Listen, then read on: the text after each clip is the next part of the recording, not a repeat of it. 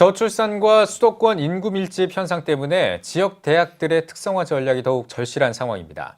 이런 가운데 한 세기에 가까운 시간 동안 믿음의 여정을 이어오면서 미래와 세계를 품고 기독인재 양성에 힘쓰고 있는 대학이 있어서 이야기를 나눠보겠습니다. 네, 오늘 뉴스 더보기 시간에는 우리나라 정신문화의 수도인 안동에 있는 경안신학대학원대학교 박성원 총장과 함께 이야기 나누겠습니다. 총장님 안녕하십니까? 안녕하십니까? 예, 반갑습니다. 맞습니다.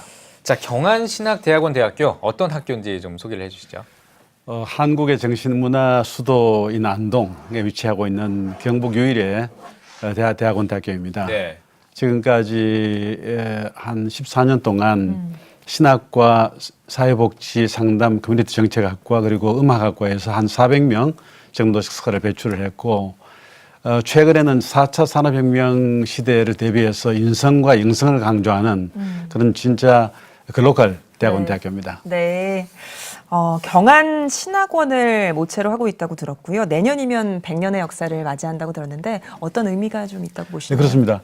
1920년, 100년 전인 1920년에 인노철, 권찬영 두 선교사님이 오셔서 경안신학원을 설립을 했는데 그때는 그 민족 복음을 전파하고 또 동시에 복음을 전파하고 민족 정신을 함양하는 그런 학교로 쭉 지내왔습니다. 예를 들면은 초대 원장을 지내셨던 이원영 목사님 같은 경우에는 5번 옥고를 치렀고 그리고 그 신사 참배뿐 아니고 창시 개명까지 거부를 하면서 아주 굳건하게 그렇게 민족 정신을 지켰는데 나중에 이제 그 여운영 선생이 건국준비위원회를 만들면서 안동 좀 맡아달라 했을 때 나는 신사 참배로 무너진 교회를 세우는 게 더 급선무다 하면서 또 교회에 집중한 그런 분들이 이런 분들이 우리 학교에서 많이 배출됐습니다. 예, 그렇군요. 네. 자, 정말 많은 인물들을 또 배출한 그런 학교인 것 같은데 경안신학대학원대학교 교육 이념이 어떻게 됩니까? 교육 이념은 이제 그 하나님 말씀 예. 그리고 학문, 인물 그리고 세상 변화를 추구하는 그런 실천적인 지도자 양성이 이제 첫 번째 그 주제입니다. 예. 그런데 이제 제가 3년 전에 총장으로 부임하면서 정신, 미래, 지역, 세계, 네 개라고 하는 키워드로 학교를 운영을 하고 있습니다. 첫 번째는 모든 교육에는 강력한 인문학적인 정신을 넣자, 영성이 강한 그런 공부를 하고 그다음에 둘째는 미래를 준비하는데 아주 구체적으로 하자. 그래서 4차 산업혁명에 대비한 그런 그 연구를 한다든가 거기에 대한 어떤 교육을 추구한다든가 하는 것을 강조를 하고 있고 세 번째는 이제 지역을 살리는 일을 하자. 그래서 지금 자꾸 마을이 소멸되고 있는데 그 마을 살리기를 위한 학과를 집은 최근에 신설을 했습니다. 그다음에 이제 세계와 소통하는데 학교가 세계와 함께 나아갈 수 있는 모든 여건들을 마련하는 진짜 그 소통을 하고 매년마다 3년 동안 지금 4차 산업혁명 관계에서 그 글로벌 심포지움 계속하고 있습니다. 네. 앞서 저희가 살짝 언급을 한 것처럼 여러 가지 사회적인 어려움 때문에 지역 대학들이 자구책을 찾아야 하는 상황인데요. 경안신학대학원대학교는 어떤 방안들을 좀 가지고 있는지도 궁금합니다. 한 세 가지를 강조를 하고 싶은데 첫 번째는 우리 학생 맞춤형 교육을 하자. 우리 학교에 오시는 분들이 신학을 하든 뭐를 하든 간에 전부 다 자기의 어떤 꿈이 있는데 그리고 어떤 목적이 있는데 그 목적이 뭔지를 정확하게 알아서 거기에 맞춰서 교육을 하자라고 하는 것을 우리 강조를 하고 있고 두 번째는 이제 그 말씀드린 대로 지역을 그 살리는 일을 집중하는데 안동이 이제 정신문화의 수도다 보니까 정신을 강조하는데 이 정신 강조하는 것을 우리 교육에 특화적으로 그렇게 만들죠. 그래서 이제 그 인공지능 같은 데 대비한 그런 인성 교육을 했고 세 번째는 이제 세계적 수준으로 교육하자. 우리 지역에 있지만은 우리 음악과 같은 경우에는 작년에 동경국제음악 콩쿠르 가서 전원이 입상을 하고 최우 수상까지 받았습니다. 그 외에도 스페인, 그 이탈리아 같은 데서 아주 노력을 많이 하는 굉장히 많은 세계적인 음악가들을 많이 내는 그런 학교로 되어 있습니다. 네. 저는 그 개인적으로 굉장히 좀 관심 있는 게 4차 산업혁명입니다. 여태까지 뭐 상업혁명에 성공했던 네덜란드라든지 뭐 1차 산업혁명의 그 영국이라든지 이렇게 산업혁명에 성공한 국가들은 항상 이제 지배를 했단 말이에요. 예, 지배층이 되고 거기에 편승하지 못한 국가들은 피지배층. 그러니까 우리나라도 사실은 그 100년 전에 그 흐름에 편승하지 못했기 때문에 또 피지배를 당할 수밖에 없었던 그런 상황이라 이번 이 4차 산업혁명이 우리가 이게 주도한다면 참 좋겠다라는 생각을 개인적으로 굉장히 하고 있습니다. 근데 앞서서 4차 산업혁명에 힘을 쏟고 있다 이렇게 말씀을 하셨어요. 그 교육에 있어서 어떤 부분에 그렇게 지금 집중해서 하시는지 궁금합니다. 듣고 싶습니다. 제가 그 안동에 처음 갔을 때, 이 학교 갔을 때, 안동 시장님하고 의장을 만났습니다. 예. 그 안동이 소위 말하면, 정신 그 문화의 수도라고 말하는데 네. 무엇을 갖고 있느냐. 그러니까 그거는 옛날 얘기인데 네. 지금은 뭘 하고 있느냐. 이렇게 얘기를 하면서 지금 이제 근세대에 있어서 이 정신문화 수도를 얘기를 하려고 그러면은 좀 인간과 인간의 정신을 강조하는 것이 돼야 되고 예. 이것이 제일 급변하게 이제 급격하게 문제가 되는 부분이 4차 산업혁명 시대다. 예. 인공지능이 오면 그 소멸되는 게 인성입니다. 인공지능이 다 할 것 같지만 인공지능이 다 하지를 못합니다.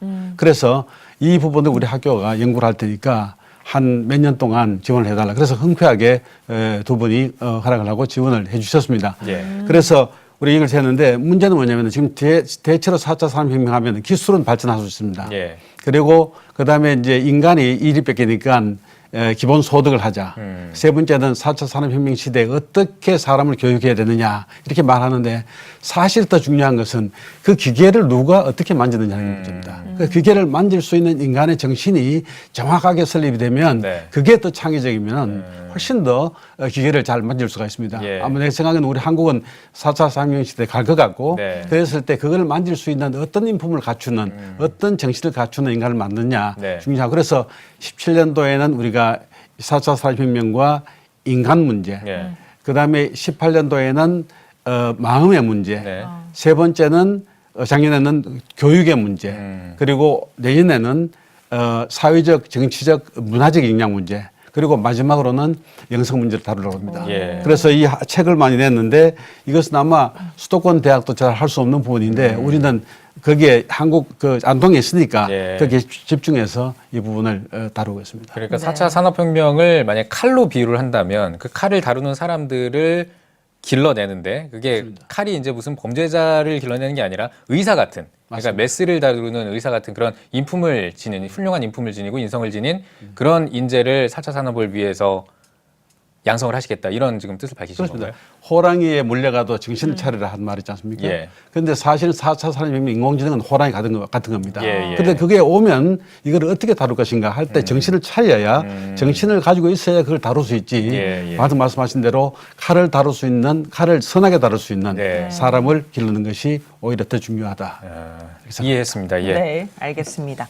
또 보니까요, 경안신학대학원대학교가 하고 있는 특별한 해외 교류 사례가 있다고 했는데 이것도 자세히 좀 얘기를 해주시죠.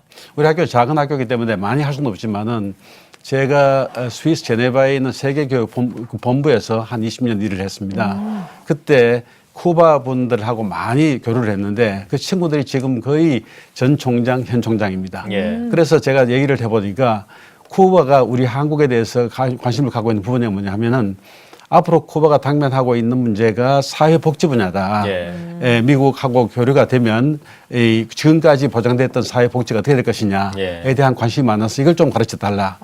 그래서 제가 제안하기를 그러면 우리는 쿠바로부터 뭘 배울 것이냐. 앞으로 통일이 되면 통일을 할 때 남북한 사람이 어떻게 통합하고 서로 이해를 해야 되는가. 예. 심리적으로, 문화적으로, 사회적으로 이런 부분을 이해해야 될 것인가. 그래서 사회적 통합을 해 나가는 데 있어서 쿠바 사람의 경험들을 우리가 많이 배울 수 있겠다. 그래서 우리는 사회복지에 대한 노하우를 알려주고 예. 그다음에 쿠바는 우리에게 통일에 대한 미래를 좀 얘기하자.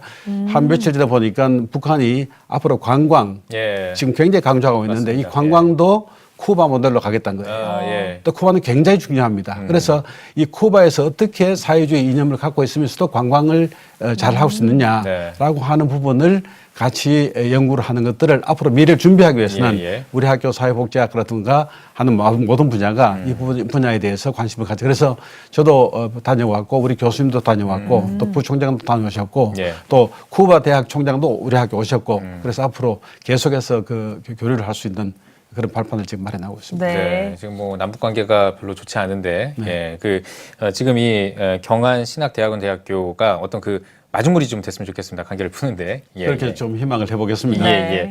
자, 그리고요, 요즘 제가 이제 뉴스를 봤을 때 그 지방 대학들이 참 어렵다 이런 뉴스를 어젠가 제가 본 기억이 있습니다. 그만큼 이제 뭐 다음 세대들도 많이 줄어들고 있고 그래서 이제 다음 세대들을 활성화하기 위해서 여러 가지 대책이 좀 필요할 텐데 이 다음 세대를 활성화하기 위해서 기독대학이 할 수 있는 역할이 뭐라고 보십니까?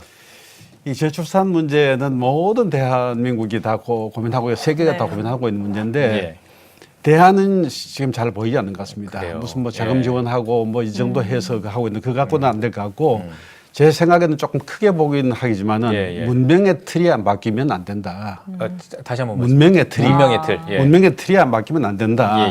뭐냐면은 지금 서구 문명이 주도한 개인주의 그리고 이런 그것들이 우리가 아닌 나만의 세계 이런 것들을 이제 강조를 하고 있는데 그러다 보니까 혼족이라든가 뭐 1인 가구라든가 나 혼자 하는 것 강조되는데 이게 더불어 산다고 하는 것으로 이 생각이 바뀌어 나가지 않으면 안 되고 거기다가 이제 무한 경제라든가 이런 것들이 다 가속화하기 때문에 사람들이 여유가 없는 거예요. 그래서 이것을 여유를 만들기 위해서는 이것을 틀을 바꿔야 되는데 그 틀이 현재 신자유주의 경제라든가 혹은 현재의 기술 위주의 그 사회라든가 하는 이 방향은 좀 분명히 문제가 있다. 기독교는 가치를 추구하는 거기 때문에 이런 가치가 인간에게 도움이 될 것인가, 살아가는 데 필요할 것인가, 오히려 더 행복하게 살기 위해서는 어떻게 갈 것인가라고 하는 가치에 대한 제안을 기독교 대학이 좀 더 해야 된다고 생각합니다. 그래서 저는 이 신자유주의를 넘어서고 그리고 이 기술 위주의 사회를 넘어서고 오히려 더 풍요롭고 더 너그러운 그런 대안적인 문명을 만들기 위해서 지평을 넓혔는데 우리가 4차 산업혁명에 대한 연구를 하는 이유도 바로 문명 패러다임 바꾸기 위한 연구의 일환입니다. 저는 거기에 해답이 있다고 생각합니다. 알겠습니다. 이해했습니다. 알겠습니다. 총장님 마지막으로 한국교회 성도님들께 한 말씀 듣고 대담 마무리하겠습니다. 지금 기술은 굉장히 스마트해지고 있습니다. 그래서 인간은 굉장히 거칠어지고 있습니다. 어떤 의미에서는 인간이 거칠어지고 있는 이 상황 속에서 인간을 더 스마트하게 하기 위한 이 일을 하기 위해서 영성이 필요하고 그 영성을 가치로 우리 한국교회가 좀 제시하고 사회를 이끌어가면 좋지 않겠나 생각합니다. 알겠습니다. 네, 오늘 뉴스 보기 시간에는 경안신학대학원 대학교 박성원 총장과 함께 이야기 나눠봤습니다. 총장님 오늘 나와주셔서 고맙습니다. 감사합니다.